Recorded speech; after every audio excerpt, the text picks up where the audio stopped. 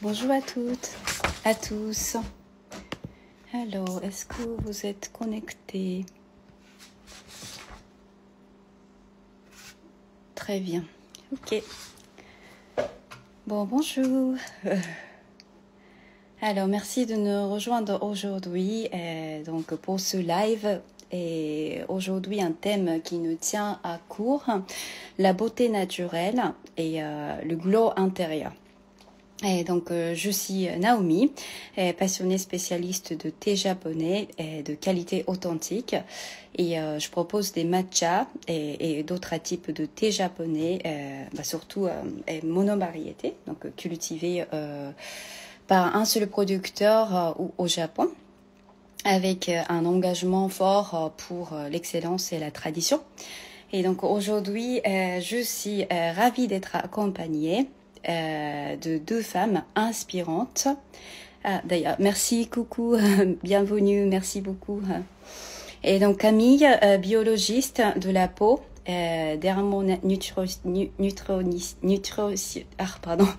nutritionniste, qui va vous parler du lien entre alimentation et peau et de la beauté anti-âge.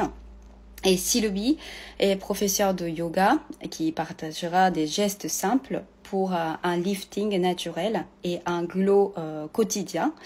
Donc ensemble, on va explorer comment prendre soin de soi et de l'intérieur comme de l'extérieur, avec des rituels simples et efficaces et doux pour le corps. Alors, donc, j'invite déjà Camille qui est là. Donc, j'invite.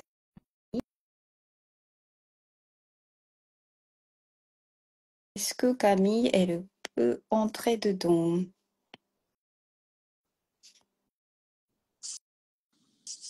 Bonjour. Bonjour, merci beaucoup pour participer ce live. Merci Avec plaisir, Naomi. bien Merci de et m'avoir invitée. merci beaucoup. Alors, Sylvie, elle est déjà aussi, donc j'invite Sylvie également. Alors, est-ce que c'est bon? Très bien. Ah, j'ai hâte. Vraiment, le sujet, ça me parle. Ah, merci Sylvie. Bonjour Bonjour, Sylvie. comment ça va? Très bien. Ouais, très bien. Enfin, je suis très contente pour ce live. Merci beaucoup pour vous deux déjà. Et Avec plaisir. je pense que le sujet qui parle beaucoup pour tout le monde. Bon, bonjour tout le monde. Merci beaucoup. Peut-être on peut commencer par du coup avec la peau, sur la peau avec Camille. Justement, est-ce que tu peux nous expliquer un peu plus concrètement le lien entre alimentation et beauté de la peau? Oui, alors, moi, ce que j'aime bien expliquer dans un premier pour qu'on comprenne pourquoi l'alimentation agit sur la peau, c'est de parler des carences. Parce qu'en fait, souvent, on observe le lien quand on est carencé. Par exemple, si on a une carence en vitamine C, on va avoir des rides prématurées, un teint plus terne. Si on a des carences en B12 ou en fer, ça va se lire aussi à travers le teint, parce que fer, anémie, microcirculation. Si on a des carences en antioxydants, pareil, on aura un vieillissement prématuré, accéléré. Carence en oméga 3, on peut avoir des dermatoses inflammatoires comme acné ou eczéma qui vont s'intensifier. Donc, ce lien est très concrètement exposé par nos carences et c'est d'autant plus concret qu'on sait qu'en fait la circulation sanguine va jusqu'au derme en fait. Donc elle amène des nutriments jusqu'au derme et le Mhm. derme c'est le lieu de la peau où vont se régénérer les cellules en environ 4 semaines, 28 jours, un peu plus rapidement si on a des pathologies comme le psoriasis et plus lentement en vieillissant. Mais en tout cas, d'avoir cette notion que le sang arrive jusqu'au derme, donc amène les nutriments jusqu'au derme, là où se forment les cellules, ça aide à poser un petit peu le terrain de la dermonutrition et de son importance. D'accord. Et après, par exemple, moi, je vends des thés japonais, puis je suis spécialiste plutôt de thé japonais. Et est-ce que vous, tous les deux, vous consommez, par exemple, le matcha qui est actuellement à la mode, mais en même temps, voilà, ça vous parle super aliment maintenant dans le monde entier. Et est-ce que vous consommez ce type de boisson? T'inquiète pas, je répondrai après. Comment? Le live, on ne sait jamais qui répond la première. C'est Ah ça. non, ouais. Oui, bah, le thé, j'en ai un d'ailleurs, juste avec moi, Ah, très bien. que je consomme. Moi, j'adore le gain matcha, son Oui. côté un peu régrillé. Ce qui est intéressant avec le thé japonais, le thé vert, c'est que ça contient des EGCG, qui sont des polyphénols issus du thé et qui vont jouer un superbe rôle d'antioxydant, qui est notamment plus important que les myrtilles, par exemple, qui sont déjà des super antioxydants. Et ce que je dis là, c'est pas dans le vent, ça a été prouvé par ce qu'on appelle un test ORAC, hein, qui permet de prouver la capacité antioxydante d'un aliment. Et ça se mesure avec des systèmes de fluorescence, mais on sait que le thé vert, par exemple, notamment le thé matcha, c'est de mémoire une trentaine de fois plus antioxydant que la myrtille, qui est quand même connue comme un aliment très antioxydant. Donc oui, très intéressant. Petite parenthèse tout de même, le thé, comme le café néanmoins, il faut le consommer à 1 heure des repas. C'est très intéressant pour ses propriétés antioxydantes, mais ça se lie à des minéraux. Les polyphénols du thé se lient à des minéraux comme par exemple le magnésium, le fer, le calcium, ce qui va rendre ces minéraux non absorbables. Donc le thé, c'est un merveilleux super aliment à consommer le matin ou l'après-midi par exemple, mais à bien espacer des repas pour garantir l'absorption de ces minéraux dont on a besoin pour la santé et la peau. D'accord. Et vous, Sylvie, du coup? Oui, alors moi aussi, je suis une grande consommatrice de thé vert japonais, alors matcha et autres thés japonais depuis très longtemps. Je n'ai jamais aimé le goût du café, donc ça n'a pas été une boisson finalement vers laquelle je me suis tournée même en tant que jeune adulte. Et alors, en termes de gustatif, j'adore le goût herbacé, très vert finalement des thés japonais, que je trouve absolument délicieuse. Alors, comme le disait Camille, moi, c'est vrai que j'avais pas eu cette information sur le fait qu'il fallait ne pas le boire que j'ai eu plus récemment. Donc, auparavant, c'était une boisson que je prenais en général au petit déjeuner avec d'autres choses. Maintenant, j'essaye de faire attention, sauf quand je ne peux pas, et dans ce cas-là, je prends tout en même temps. Mais oui, oui, je suis une très grande consommatrice et j'invite chaleureusement mes élèves à essayer petit à petit de finalement de se tourner plutôt vers le matcha que vers le café lorsqu'elles ont besoin d'avoir cette sensation d'une stimulation, parce que je trouve que le matcha est une boisson qui par ailleurs est extrêmement stimulante aussi, mais qui n'a pas du tout les désagréments que peut avoir le café, notamment sur certains terrains sensibles. Donc, à titre personnel, je suis une grande consommatrice et je trouve, Naomi, que les thés que tu proposes sont absolument extraordinaires et que ton matcha, notamment, Merci. a vraiment, notamment pour les personnes qui ont peur de Mm. l'amertume, c'est très, voilà, il y a plein de matchas Mm, différents. En c'est vrai. fait, une fois qu'on commence à rentrer dans l'univers du matcha et que tous les matchas ne se valent pas et n'ont pas le même goût, Mm, et qu'on peut avoir à la fois ce côté herbacé et en même temps une immense douceur en bouche quand on le boit. mm. C'est vrai que le matcha, justement, comme c'est à la mode actuellement, il y en a partout. On peut trouver un peu partout, même dans le supermarché, même voilà, la boutique en ligne, un peu partout. Mais le matcha, le même, il n'y a pas de l'appellation contrôlée comme le champagne, on dirait. Et donc vraiment, n'importe quelle poudre, on peut dire le matcha. Donc même c'est la poudre à violet, on peut dire matcha également. Et donc justement, il faut vraiment faire attention quand on choisit le bon matcha, justement, le vrai matcha. Mm. Et pour rebondir, Naomi, sur votre point, en fait, quand on choisit un matcha de mauvaise Oui. qualité, en fait, on va diminuer aussi ce rapport au RAC, hein, c'est-à-dire cette capacité antioxydant. Donc, d'où l'intérêt d'aller vers une vraie bon thé de qualité qui garantira cette puissance antioxydante. Et pour avoir longuement discuté avec vous et longuement échangé avec vous sur les dossiers de qualité, d'efficacité, sur le sourcing, je suis entièrement Sylvie. Les thés que vous proposez sont de très bonne qualité. Merci beaucoup. Et du coup, à Camille, quels sont les aliments glos, par exemple, que tu recommandes au quotidien avec Alors, le matcha ou voilà. c'est vrai que c'est souvent une grande question. Alors moi, j'aime pas trop parler de super aliments parce qu'en fait, ce qui crée une jolie peau par la dermonutrition, c'est l'ensemble de l'alimentation. Et toujours avoir en tête aussi que la dose fait le poison. Donc tout ce qui est pris en excès est un poison. Tout ce qui est pris à juste dose est OK, même si on prend de temps en temps un Snickers, une pâtisserie, c'est OK de temps en temps. Mais en tout cas, la dose fait le poison. C'est le pilier, en tout cas, de toute méthode alimentaire et nutritionnelle. Pour la peau, on va d'abord commencer par le socle, ce ce que j'appelle l'assiette peau. C'est un acronyme que j'ai imaginé pour réussir à guider un petit peu les personnes que j'accompagne, c'est-à-dire protéines, d'abord dans un premier lieu, P, peau, protéines, parce que ça va aider à structurer toutes ces protéines, le collagène, l'élastine. C'est vraiment les briques, si vous voulez, de la peau, les protéines. Donc, il faut choisir d'abord des bonnes protéines de qualité. Et souvent, les femmes, parce que je sais que vous êtes suivies par beaucoup de femmes respectivement, si c'est une majorité ou, ou 100%, les femmes souvent mangent très peu protéinées. Donc, il faut vraiment aller vers une alimentation protéinée, mettre des protéines à tous les repas, c'est très important. Ensuite, il y a le E de l'acronyme PO, donc eau, tout ce qui est boisson liquide. Alors, on a le thé, par exemple, qu'on peut prendre entre les repas, surtout pas au moment du repas, mais très intéressant pour justement cette capacité antioxydante. Moi, j'aime parler de boisson augmentée quand on parle de thé matcha, par exemple, parce que c'est une boisson, c'est une super boisson très intéressante pour la peau, à distance des repas. Ensuite, on va voir le A, acide gras oméga 3, parce qu'aujourd'hui, on surconsomme les oméga 6 inflammatoires et on sous-consomme les oméga 3 anti-inflammatoires. Donc, c'est un pense-bête pour se dire à chaque assiette, est-ce que j'ai une source d'oméga 3, petits poissons gras, et pas les gros poissons gras type thon ou saumon qui sont très pollués, et des huiles végétales de type avec des oméga 3 type ALA qui sont précurseurs, donc qui ne suffisent pas, mais en tout cas qui font partie de ce panier d'oméga 3 quotidien, donc huile de noix, huile de lin, huile de colza de bonne qualité, pressée à froid, à bien conserver au frigo. Et enfin le U de l'acronyme PO pour ultra coloré, et là on y va avec un maximum de couleurs dans l'assiette, beaucoup d'antioxydants, de fruits et légumes. On dit qu'il faut mettre l'arc-en-ciel dans l'assiette parce qu'en fait chaque couleur correspond à une catégorie d'antioxydants. Par exemple, le rouge, ça va être le lycopène, l'orange, le bêta-carotène, tout ce qui est bleu-violet, anthocyanes, etc., etc.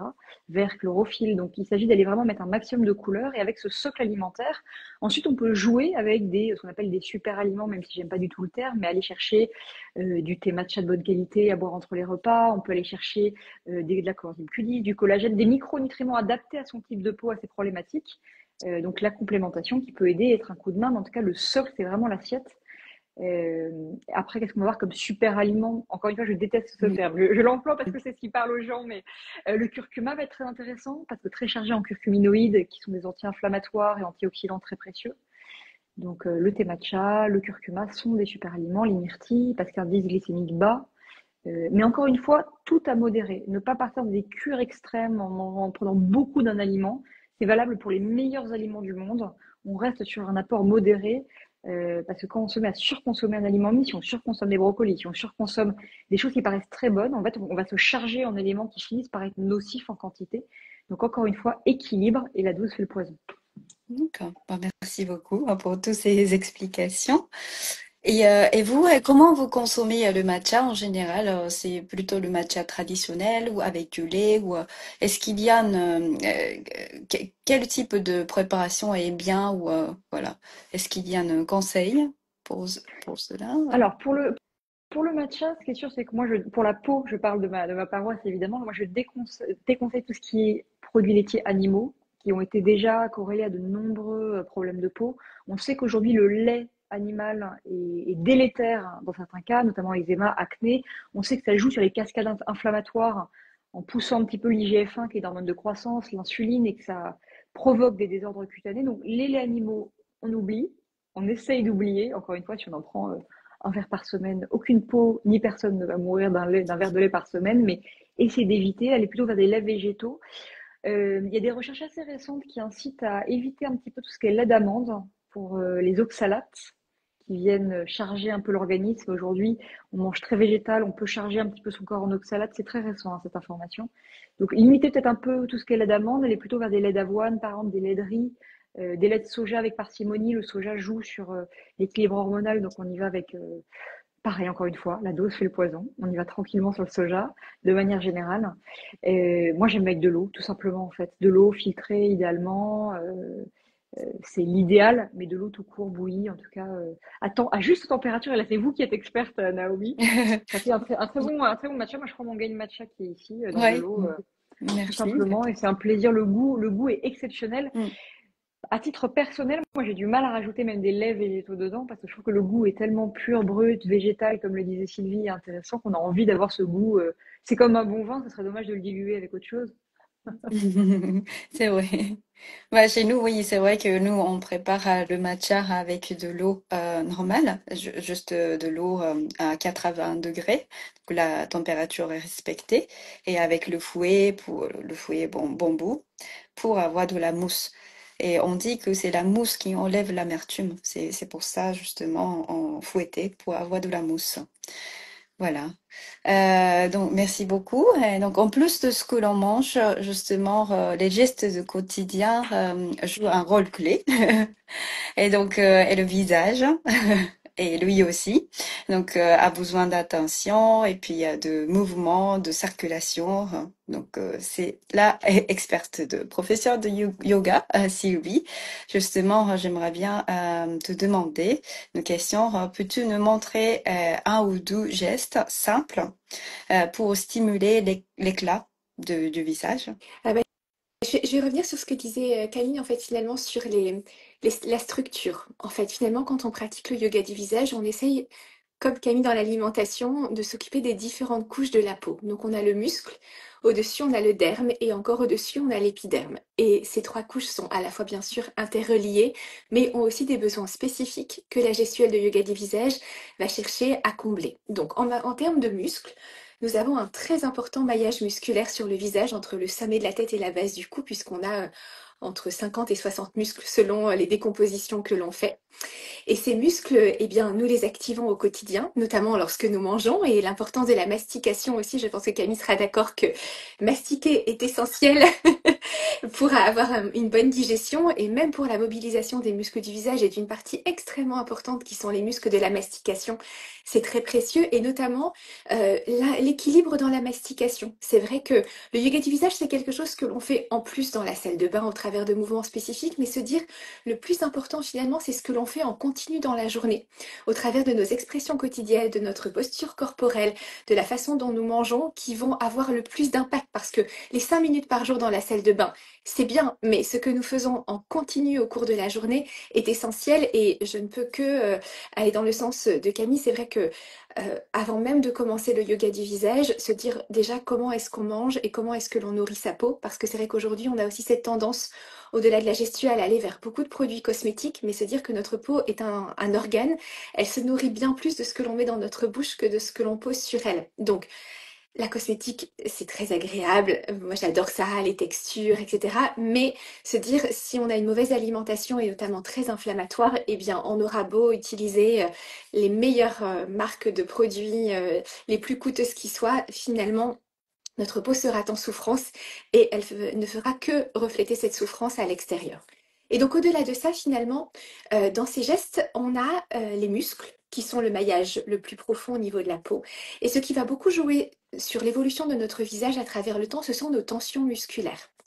On est dans un monde où on est globalement très stressé et où on se tient très mal parce qu'on est beaucoup sur les écrans. Et donc souvent, quand on se regarde de profil, eh bien, on a les épaules qui sont très arrondies vers l'avant et la tête qui est très penchée, ce qui contribue à avoir énormément de tension dans les trapèzes, des tensions dans la nuque et qui va vraiment favoriser l'affaissement des traits du visage vers le bas. Donc la première chose finalement, quand on s'intéresse aux méthodes naturelles pour avancer harmonieusement dans le temps, notamment au niveau du visage, c'est de reprendre une bonne posture corporelle. Alors dans les traditions japonaises, on parle beaucoup finalement de tout ce qui se passe au niveau du ventre et ça fait aussi le lien finalement, c'est très intéressant je trouve, cette magie finalement qu'est le corps avec plein de sagesse et de science qui semblent porter sur finalement des parties disjointes et qui se rejoignent toutes finalement après lorsque l'on cherche à être en équilibre. Et donc, pour avoir une bonne posture au niveau des épaules, il est important d'avoir une bonne posture au niveau du bassin,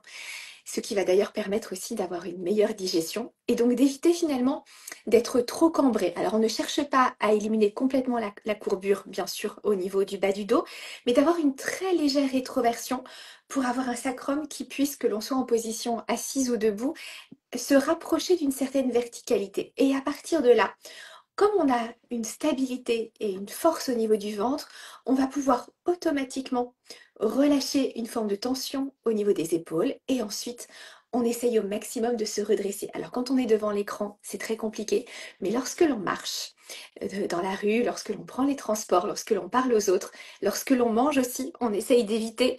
Finalement, moi je vois ma fille que tu connais, Naomi, du coup les adolescents, on se dit la façon dont ils se tiennent. J'ai une amie qui me disait, mais je disais à mon fils, on dirait un petit vieux. Une amie franco-japonaise, elle me dit, mais on dirait un petit vieux en fait. Tellement ils sont recourbés. Et d'ailleurs, on voit apparaître très tôt aujourd'hui chez les adolescents des doubles mentons, justement à cause de leur mauvaise posture. Donc, le premier geste beauté à avoir, c'est d'essayer vraiment de se redresser. On a la chance en tant qu'être humain d'avoir une posture verticale. Donc ne la sabotons pas. Essayons vraiment de retrouver toute cette hauteur en sachant en plus que, paraît-il, on perd à peu près 1 centimètre de taille par décennie à partir de 40 ans. Parce que l'on se tasse énormément et qu'on perd justement de cette capacité de maintien musculaire. Au début, quand on se redresse, ça semble extrêmement compliqué. On dit, oh là là, mais je sens que c'est pas du tout naturel, ça me demande énormément d'efforts. Et puis plus on y pense régulièrement, plus le corps, dans son immense bonne disposition à notre égard, a la capacité de se redresser. Donc ça, c'est la première chose, vraiment, la posture au niveau du corps qui va beaucoup jouer sur le visage. Ensuite, en yoga du visage, effectivement, on va venir travailler sur la masse musculaire. Comme on l'a dit, elle est soumise à 2 grandes influences, un excès de tension d'une part, et puis du relâchement. Avec le temps, naturellement, il y a des muscles qui vont se relâcher. Et lorsqu'on regarde la musculature, notamment au niveau du bas du visage, elle a une forme de fleur.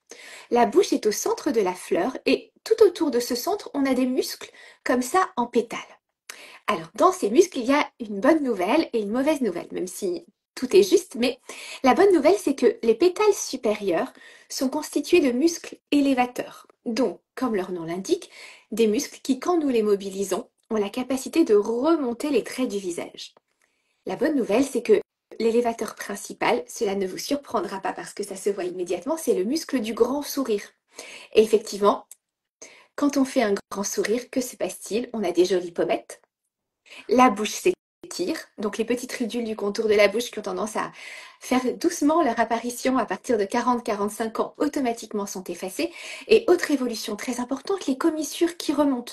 Et ça aussi, c'est quelque chose qui m'est souvent dit en yoga du visage. Ah là là, ce que je supporte le moins dans mon visage à travers le temps, c'est cette sensation de la bouche triste avec les commissures qui sont tirées vers le bas. Donc, sourire au maximum au quotidien, c'est à part entière un exercice de yoga du visage qui va avoir le maximum d'effet et qui donne d'ailleurs beaucoup de lumière finalement au visage. Et donc on a un petit exercice un tout petit peu aménagé en yoga du visage pour aller plus loin, qui s'appelle le sourire enroulé. Alors, pour faire le sourire enroulé, la première étape, c'est de poser les mains comme ça, tranche des index de chaque côté des oreilles et de venir doucement étirer le visage vers l'extérieur. Ça, c'est en général ce à quoi on aimerait ressembler. Souvent, mes élèves, quand elles viennent me voir, elles me disent « Ce que je voudrais, c'est ça ». Alors, et donc ça, c'est la première étape. Là, on est encore joli. Après, on le sera moins pendant l'exercice, mais on le sera plus après. Donc, première étape, on étire les côtés du visage. Deuxième étape, on va enrouler les lèvres autour des dents. Parfait. Et en troisième étape, on sourit, mais en gardant les lèvres enroulées. C'est pas facile. Oui, au début, ça fait un stretch assez important. Mais tu le fais très bien, oui, c'est parfait. Donc là, on sent les pommettes qui se contractent. L'avantage, c'est que quand on fait cet exercice, on fait aussi un grand étirement du muscle qui est là, qui s'appelle, contrairement à l'élévateur, abaisseur de l'angle de la bouche. Et donc justement, quand ces muscles abaisseurs sont excessivement contractés, on voit effectivement les traits du visage qui tombent et ils sont très solidaires de notre trapèze et de notre nuque, d'où l'importance de bien se tenir. Donc on va faire notre sourire enroulé, on va le tenir 5 respirations et puis ensuite on va laisser la bouche se déployer doucement comme une petite fleur et on va retirer les mains. C'est parti.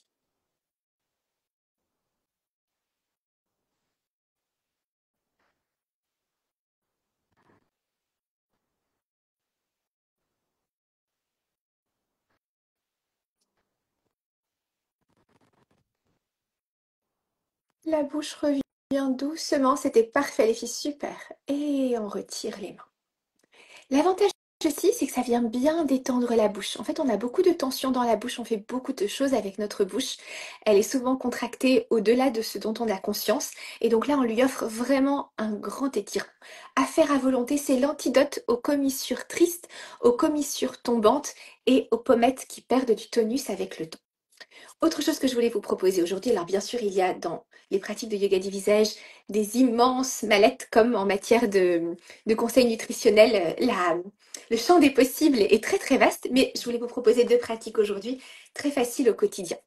La deuxième va plus être basée sur la détente, notamment donc des muscles de la mastication, ainsi que des muscles temporaux, parce qu'aujourd'hui, sous l'effet du stress notamment, on est très nombreux à avoir des tensions dans la mâchoire. Et quand on est serré ici, que se passe-t-il? Le sillon va se creuser, on a vraiment la sensation d'être entraîné vers le bas. Ça pour le bas, mais en fait au niveau du visage, nous ne mastiquons pas qu'avec les mâchoires, nous mastiquons aussi avec les tempes. En fait, nos muscles temporaux sont également des muscles de la mastication. Et quand on a des tensions dans la mâchoire, eh bien on va avoir une sensation que tout le visage est resserré vers l'intérieur et ça va contribuer aussi finalement à la formation de la ride du lion, à l'impression des tempes qui se creusent et globalement un visage qui est de moins en moins ouvert. Donc, on peut détendre en intrabuccal, mais là, je ne sais pas si tout le monde est en mesure de faire l'intrabuccal, donc sachez que ça existe. Sinon, on peut faire, et ça c'est très facile, même quand on est devant son écran, de faire une petite pause au quotidien, un petit massage de la musculature du contour de l'oreille. Donc, on va mettre les doigts en ciseaux, des doigts devant, des doigts derrière. Décoller les paumes des joues pour n'exercer aucune pression sur les joues. Par contre, on a une pression très ferme dans les bouts des doigts. Et on va faire des mouvements circulaires pour venir assouplir toute la musculature que nous avons autour de l'oreille. Voilà, très bien. En sachant que nous avons des muscles ici que nous ne mobilisons plus en tant qu'êtres humains. Les animaux ont la capacité de bouger leurs oreilles. Donc ça crée... Et nous, on ne l'a plus, en fait, finalement. Il y a quelques êtres humains qui l'ont gardé, mais nous, on a encore les muscles, mais on a perdu le mouvement. Et donc ça crée C'est vrai beaucoup qu'il y a des personnes d'adhérence. qui bougent leurs oreilles. J'ai Il y a déjà des vu des personnes personnes qui qui le bougent font. leurs oreilles. Absolument. Moi, mon papa s'est bougé ses oreilles, mais moi, j'ai pas hérité. Je n'ai pas hérité de cette compétence. Et donc là, ici, en fait, l'oreille, c'est une zone extrêmement précieuse qui est attachée à tout le visage et qui est une grande zone finalement pour relancer la circulation. Et par rapport à ce que tu disais, Camille, sur notamment les personnes qui ont des terrains inflammatoires, et je te rejoins complètement dans le fait que, en général, l'arrêt complet des produits laitiers animaux a un effet spectaculaire sans être une spécialiste, mais je peux constater que quand les personnes finalement se disent bon bah je vais arrêter de manger mes yaourts tous les jours, etc. Et soudainement, le terrain inflammatoire est complètement calmé. Et parfois, dans une phase de transition, la peau est très enflammée. Et donc, on se dit, mais comment est-ce que je peux finalement prendre soin de mon visage alors que il est tellement réactif que dès que je le touche, finalement, soit j'ai des boutons, soit j'ai des petits capillaires qui éclatent, etc. Et venir masser le contour de l'oreille et la zone de l'oreille est très précieux parce qu'on va favoriser l'afflux sanguin sur tout le visage sans avoir besoin de toucher la peau directement. Donc, ce petit massage en premier, auquel on va rajouter 2 étapes. L'étape suivante, les paumes restent bien décollées des joues, les doigts vont alléger un tout petit peu la pression autour des oreilles et on va venir faire des mouvements de frottement verticaux. Alors, avec les... Camille, c'est vrai que du coup, c'est... Entre Oui. les AirPods et les boucles d'oreilles, moi je suis la mauvaise élève de la classe. Alors attendez, je vais tout de suite pouvoir réaliser. Et puis, une fois qu'on allège la pression, on va laisser les doigts glisser doucement le long des côtés du cou jusqu'au clavicule. Lorsque l'on passe ici, on passe sur un muscle qui peut être très tendu qui s'appelle le sternocléido-mastoïdien, qui est là sur les côtés, et qui par ailleurs est le chemin des ganglions lymphatiques au niveau du cou. Donc on a à la fois un mouvement de détente du muscle, tout en ayant un mouvement aussi pour favoriser la circulation lymphatique. On va recommencer 2 fois nos 3 étapes. On commence par tourner.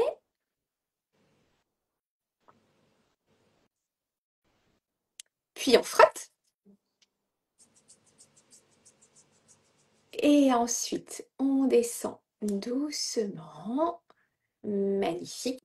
Et la dernière fois. Et peut-être sentez-vous que ça crée une sensation de circulation et de légèreté autour de l'oreille. Ça chauffe Oui. aussi. Ah oui, moi je me sens très détendue. Je dois venir plus souvent en live avec vous pour une petite session détente yoga. Oui. On tourne. On frotte. Et on descend douce. Parfait. Et quand on arrive au niveau des clavicules, on va faire des petits pompages pour terminer le processus de circulation de la lymphe. Et donc, quand on fait ce type de mouvement, là, finalement, on agit à la fois musculairement, dans notre premier mouvement, mais on agit aussi au niveau du derme, comme l'a évoqué Camille, qui est un tissu extrêmement important dans le processus de vieillissement, puisque c'est vrai qu'avec le temps, notre capacité à produire du collagène diminue, notre élastine est de moins en moins élastique, donc on voit bien que quand on fait des mouvements au niveau de la peau, notamment quand on a des mouvements très appuyés, quand on est jeune, eh bien la peau a une capacité de rebond instantané, et puis avec le temps, le nombre de plis qui se forment lorsque l'on passe le gua sha augmente petit à petit. Et donc là, on se dit finalement, eh bien il est important de prendre soin à la fois, bien sûr, comme le disait Camille, intérieurement, mais aussi dans la gestuelle au niveau de la peau que l'on va adapter. On a parlé des peaux qui sont très enflammées, pour lesquelles on fait attention à ne pas avoir un excès de stimulation locale. Idem pour les peaux matures. On évite aussi parfois d'avoir des mouvements trop appuyés localement parce que comme les fibres sont moins élastiques, elles vont avoir beaucoup moins d'effet de rebond et on va plus travailler finalement sur la musculature périphérique. Voilà ce que je voulais vous partager aujourd'hui comme deux petites pratiques toutes simples à intégrer au quotidien. La posture, le petit mouvement pour avoir toujours le sourire sur le visage et un petit mouvement de détente et drainant pour garder le glow. Ah, merci beaucoup. Je suis bien détendue, Moi aussi, Camille. je suis détendue pendant 5 minutes. Même alors moi, j'ai un ressenti, je vous partage en live mon ressenti au niveau même du ventre. J'ai l'impression que mon ventre s'est décontracté. Alors oui, alors effectivement, il y a des liens très forts entre la mâchoire et le ventre. En fait, et finalement, de nouveau, je ne suis pas du tout spécialiste du sujet, mais j'avais échangé avec une personne qui était, disons, qui s'occupait beaucoup du microbiote et des déséquilibres du microbiote et qui me disait souvent, les personnes qui ont des terrains inflammatoires au niveau du ventre serrent les mâchoires. Je ne sais pas par quel mécanisme. Alors, en médecine chinoise, on a le méridien de l'estomac qui passe ici, le méridien de l'intestin grêle et le méridien du gros intestin qui traverse la zone des joues. Donc, y a-t-il un lien énergétique subtil ou est-ce parce que le corps finalement dans sa difficulté de digestion se met à souffrir et finalement à contracter les mâchoires, mais effectivement détendre la mâchoire a aussi un impact sur une forme de détente abdominale. Tout à fait, je ressentis. Merci Camille pour ce partage.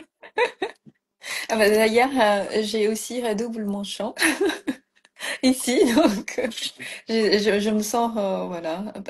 Avant, je n'avais pas ici double manchon, mais petit à petit, je pense que à force à regarder tout le temps des écrans, euh, Oui, ça se voit facilement. alors il faut se redresser au maximum. Et aussi, alors ce qui est important au niveau de la zone sous-mentonnière, c'est la position de la langue à l'intérieur de la bouche. Notre langue doit être en position haute à l'intérieur du palais, à la fois pour nous assurer une bonne respiration et aussi pour finalement avoir une déglutition qui soit efficace et engager correctement la musculature de la zone sous-mentonnière. Donc, quand tu sens, Naïm, que ça se pèse un peu, viens vraiment presser la langue contre le palais, sans presser sur les dents, mais vraiment verticalement contre le palais. Ça va faire un petit phénomène d'aspiration ici au niveau de la zone sous-mentonnière. Enfin, merci beaucoup, je vais pratiquer ça. Alors, du coup, comment intégrer le yoga, de l'automassage, justement, dans une routine beauté, plutôt le soir, plutôt le matin Alors, quand on applique les produits aujourd'hui, je pense que tout le monde a des routines beauté plus ou moins complexes, mais quasiment tout le monde a vraiment un temps où finalement on va nettoyer le visage, appliquer des produits. Donc c'est vraiment le très bon moment pour ça, puisque on est connecté à son visage. La détente de la mâchoire peut aussi s'intégrer au moment du brossage des dents, notamment lorsqu'on fait tout ce qui est pratique en intrabuccal. Ça s'y prête très bien également. Et puis après, je dirais c'est comme une forme de conscience corporelle que l'on développe petit à petit en écoutant Camille aussi sur sa page Instagram. Finalement, l'idée c'est finalement d'avoir besoin de conseils à certains moments, puis après de sentir que le corps prend le relais et que dans son immense sagesse intérieure, on est en mesure de s'affranchir, comme tu disais Camille, et je te remercie de l'avoir dit, sur attention aux excès de toute nature. Bien sûr. Rien n'est bon par nature en quantité illimitée. Et en matière de yoga du visage, c'est pareil. Quelqu'un qui me dirait, je fais 3 heures de yoga du visage par jour, je dirais, c'est beaucoup trop et ça va devenir délétère. Et un exercice de yoga du visage fait en conscience à la bonne dose est excellent. Mal fait dans des quantités vraiment excessives devient toxique. Donc finalement, dans toute cette pratique de yoga du visage, c'est ces moments matin et soir qui durent en général 5 à 6 minutes. Surtout quand, voilà, comme tu disais, on est sur un public surtout féminin, de femmes actives, qui ont des enfants éventuellement, qui travaillent, etc. Donc, de toute façon, on est est sur des durées limitées dans ce que l'on peut consacrer spécifiquement dans la journée. Et après, c'est une forme de conscience corporelle que l'on développe au quotidien en disant, oh là là, mon Dieu, je suis en train de me tenir comme ça. Ah non. Je vais me redresser. Oula, je suis en train de travailler, je suis super stressée, j'ai mes mâchoires qui sont verrouillées.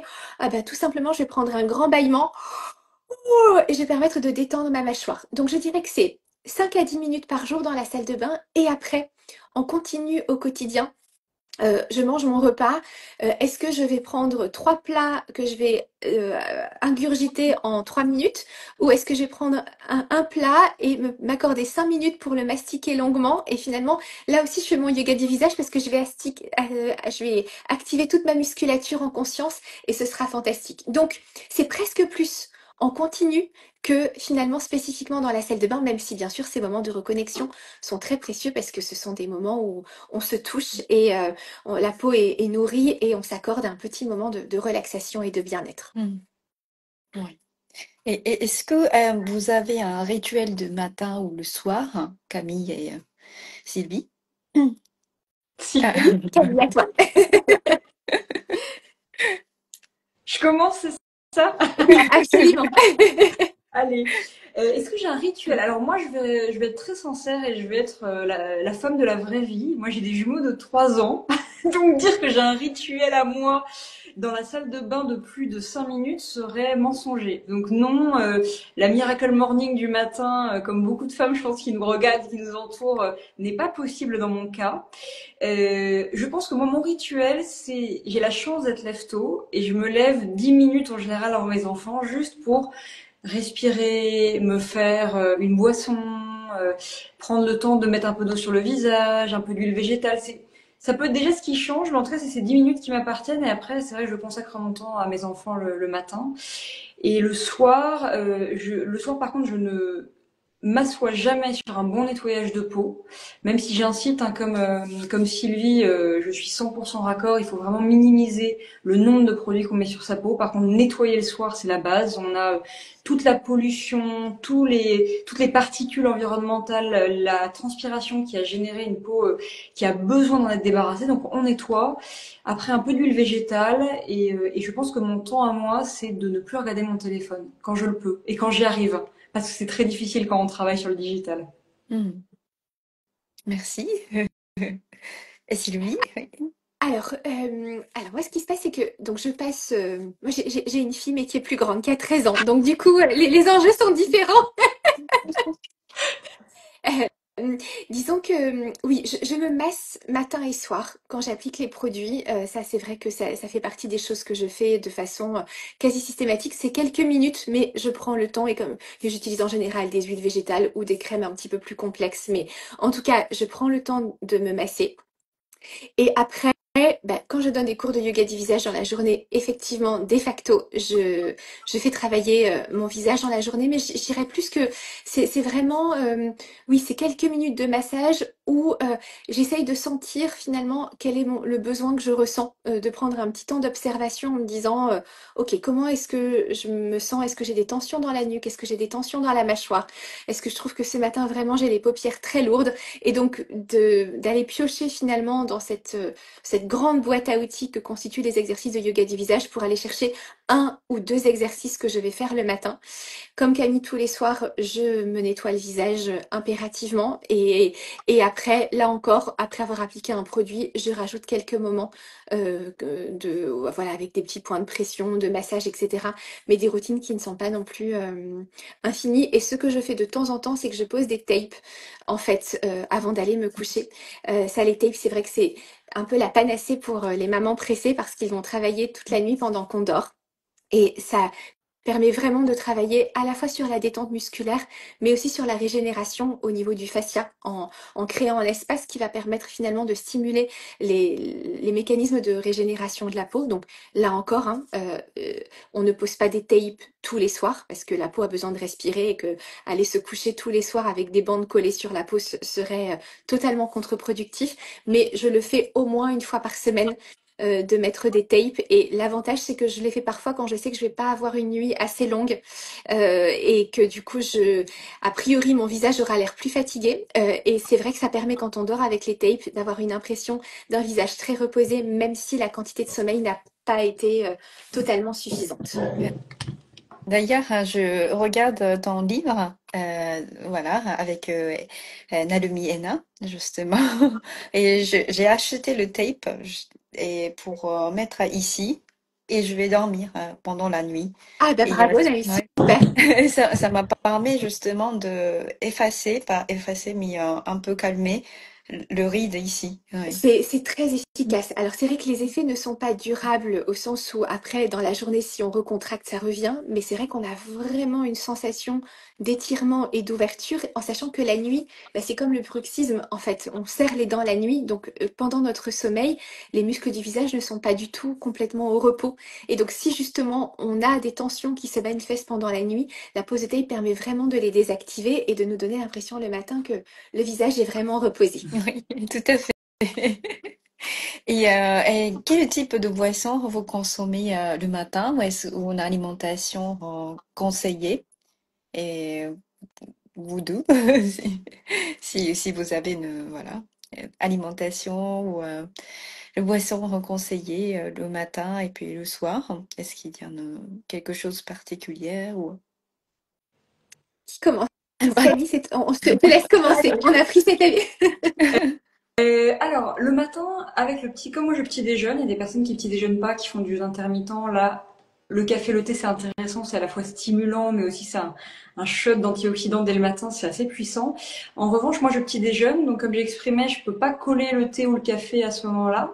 Donc moi j'aime bien des infusions de plantes, par exemple, de camomille tout simplement, ou alors juste un grand verre d'eau que j'augmente parfois un petit peu avec quelques gouttes de chlorophylle. J'aime beaucoup la chlorophylle en pipette, par exemple la chlorophylle d'alfalfa ou du jus d'herbe de blé.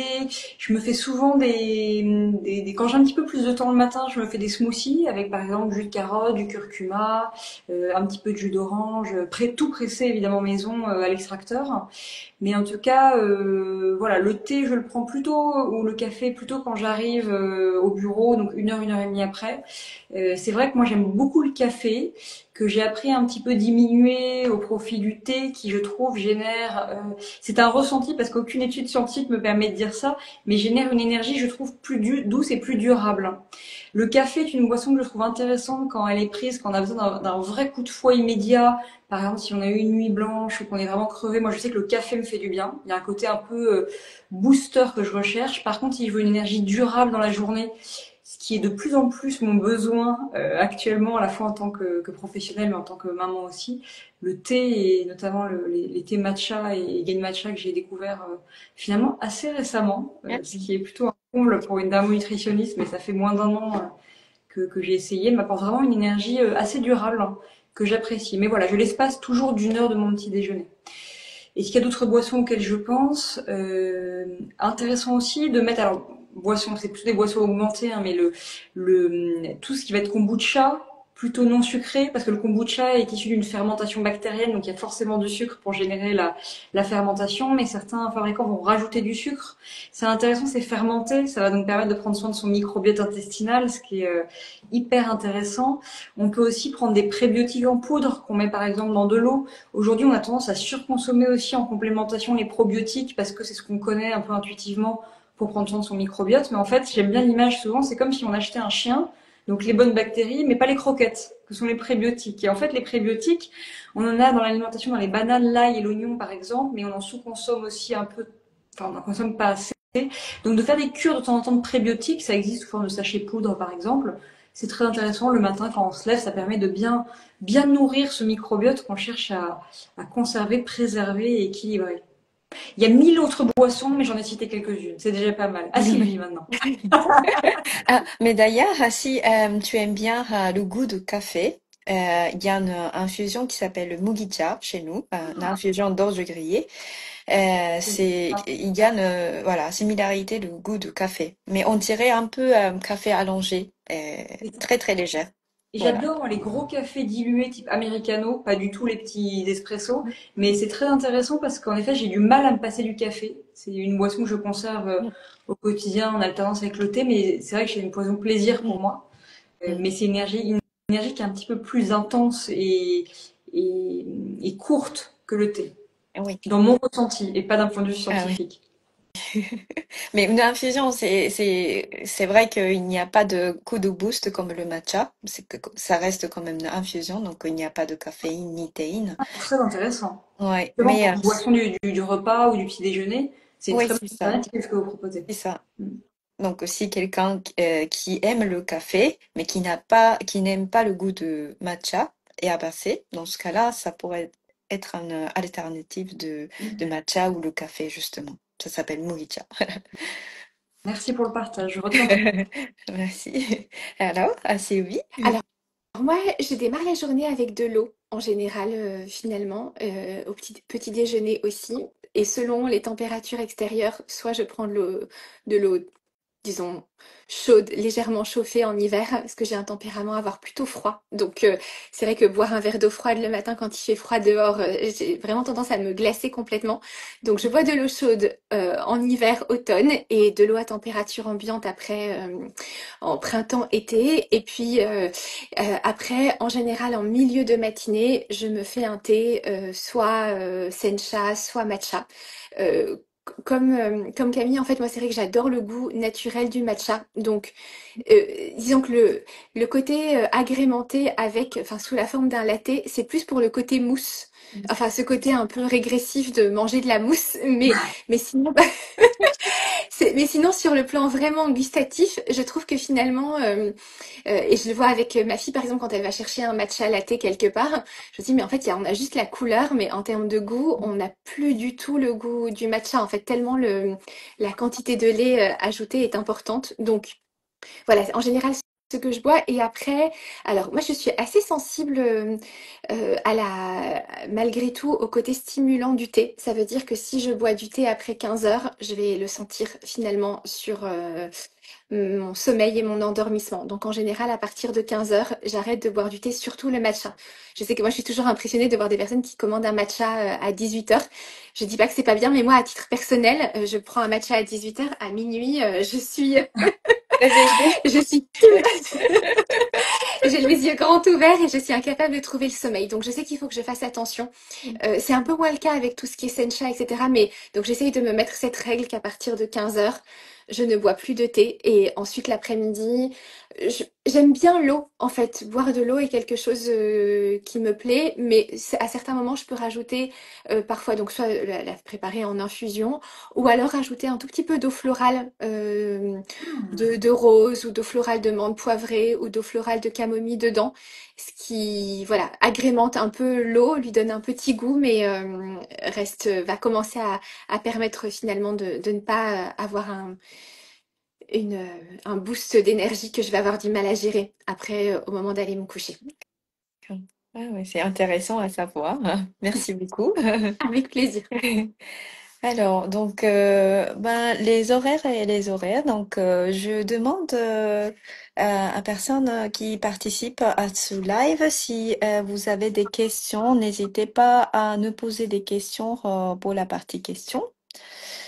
S'il n'y a pas de questions, donc on peut clôturer ce live et puis alors je regarde s'il y a des questions. Bon, pour l'instant, il n'y a pas de questions. Tu le mettras en replay, Naomi, de toute façon. Oui, Je c'est ça. pense. Donc, si quelqu'un voilà, qui a des questions, n'hésitez pas à nous commenter, justement.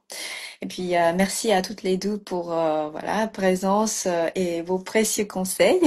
Mais merci pour l'invitation et vraiment, je le redis, tes thés sont absolument Ah, c'est gentil. exceptionnels, Bon, vraiment. Donc, merci beaucoup.